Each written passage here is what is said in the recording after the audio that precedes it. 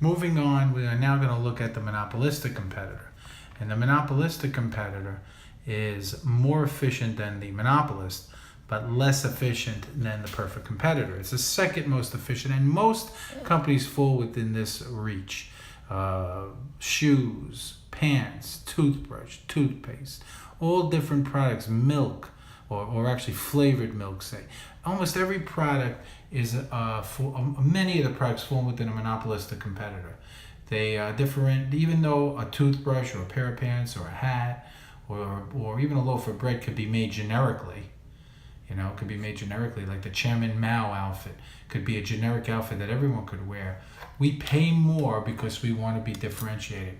We want to see a certain amount of style or branding. So we differentiate the product among firms. There are a large number of firms in the product group. There's no interdependence exists among the firms, and entry and exit by the firms is relatively easy. So it's like an apparel maker, or potato chips, or snacks, or just about soda, where the product could be generic. There could be a generic cola, but there's differentiations in branding and somewhat in flavor, and you're willing to pay a little bit more than a generic product. I mean, if we only had one pair of sneakers or one hat or one pair of pants that everyone wore, we could probably buy those things for pennies. But everybody wants to have style, and we're willing to pay more for that. So that's what's important to remember about capitalist economics, and certainly for the monopolistic competitor. And their curve, like the monopolist, slopes downward, because in order to sell more product, obviously they've got to lower their price. But the one thing you need to remember is they're not as inelastic as the monopolist. If they vary their price too much, they're going to lose market power, as opposed to the monopolist, who has more control over pricing. So that's the major difference between the monopolistic competitor and the monopolist. That's a major difference. The monopolist could vary their prices more and get less elasticity. People need things like utilities, but and they're willing to pay more. But the monopolistic competitor could still vary their price somewhat, but they have to lower it to pay more. So that's why you got buy one, get one for pants, or when you go to the mall, or things like that. But their prices, the demand curve is out here, and they could charge somewhat more. So here, just like the monopolist, the total cost curve is here. To derive price, we drive up to where MR equals MC, but then we go up to what people are willing to pay, which is somewhat higher and lower than the average total cost curve. So there is a profit here, but that's the inefficiency right there, because where MC equals demand, that's where it would be produced, but the monopolistic competitor produces somewhat less at higher prices.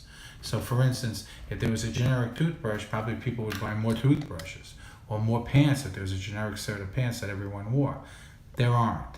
People have different sneakers. They want different branding on pants, shoes, different types of food.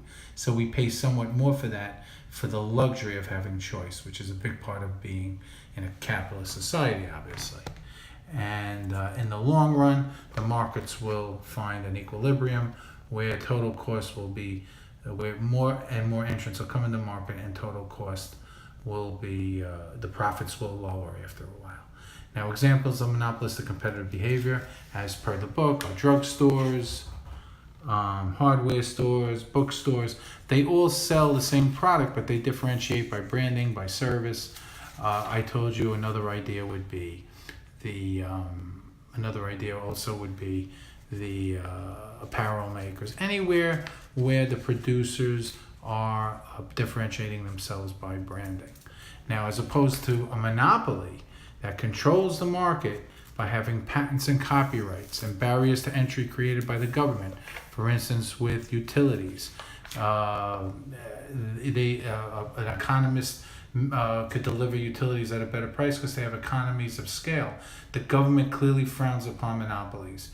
And if they're not legally regulated, they will break them up, and that's why the Justice Department has an antitrust division. The antitrust division makes sure that no one company controls the market, say for ice cream or for steak or meat, because that would be a disaster if one company controlled things that were staples. They do allow monopolies in products like utilities because, as I said before, they're more efficient. But the things that the major barriers to entry for the monopolists are economies of scale. It's very hard to create a utility. The barriers created by the government. The government may allow a utility. So those are the things that are going to give the monopolist the chance to have that monopoly. But again, they're regulated by the government. And if if a company gets too big in any one market, like Microsoft did with the computer program, when they tried to also push Explorer as part of the program, the government will break that up and allow other browsers to come in. The government is very strict in terms of not allowing monopolists to get too large, because then the capitalist system would be compromised by letting one competitor push out the others. So that's the idea behind monopolistic competitor. I want you to remember that it's perfect competition, then the next most efficient is monopolistic competition, then monopoly. In between monopoly and monopolistic competition is the oligopolist. It's a little different, and I'll explain it to you in the next video. Thank you.